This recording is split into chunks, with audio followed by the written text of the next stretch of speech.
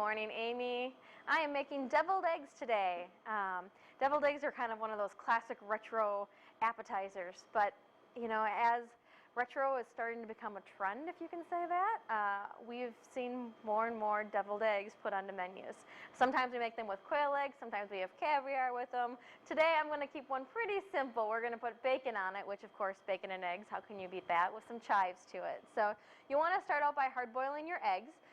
The approach that I take is I fill a pot up with just regular room temperature tap water, put my eggs in there, and I bring them up to a boil, and I boil them for 12 minutes. And then I drain them, put them in the fridge to let them cool completely, and then I peel them.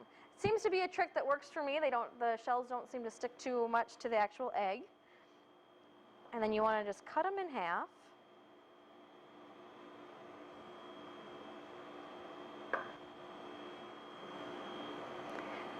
This is a nice recipe to do around the holidays if you're having people over. Of course, around Easter time, you always have eggs floating around. All right. And then we're going to take the yolks and we're going to put them into just a little bit of this is an immersion blender, a small KitchenAid, if you will, food processor.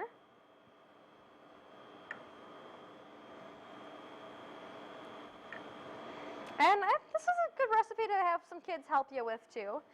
If you handle you know, I think even plastic knives could cut eggs in half to be able to let the kids do the entire project. These little food processors don't cost much if you don't have one.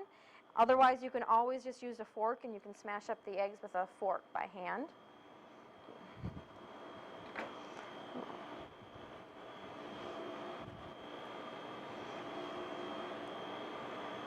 And then I'm going to throw in some mayonnaise. A couple tablespoons of mayonnaise go into here, and a tablespoon of Dijon mustard. You can use yellow mustard if you'd like. I personally like the Dijon mustard. It's a little bit stronger. It's got a little bit more horseradish kind of flavors to it. And I don't think you can have deviled eggs without having paprika in here, so about a half a teaspoon or so of paprika. And a nice amount of salt and pepper.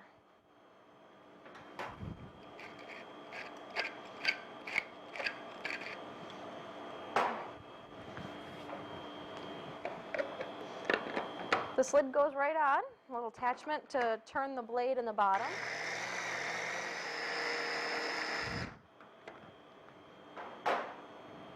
All right, so now you've got your deviled egg filling, which you can reserve and work with it in a little bit, or if you have the time to finish up the appetizer altogether. The last few ingredients you're going to want to do is either your leftover bacon from breakfast, chop it up, or chop up some fresh bacon and saute it up so it gets nice and crispy. And then you want to chop up some fresh chives too to give it a little bit of color and a little bit more flavor. And what I normally do is I spoon in my deviled egg filling. Some people use a salad shooter, some people use a piping bag. I like kind of the classic rustic look to deviled eggs. Roasted red pepper is always nice in here too.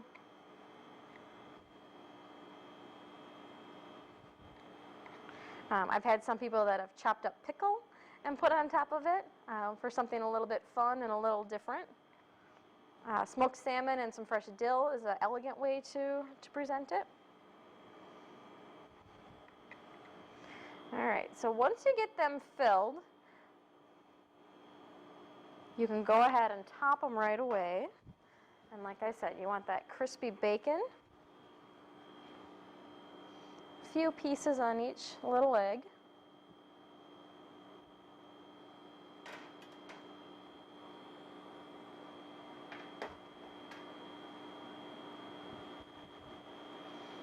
You could also use prosciutto or pancetta if you've got those Italian cured meats floating around, just for something a little different. I suppose you probably could do Italian sausage on top of here too, or breakfast sausage. You could have a whole theme with it. And we'll take those chives. And the chives, I normally just do more of a rustic drop on each one. Helps garnish the plate a little bit.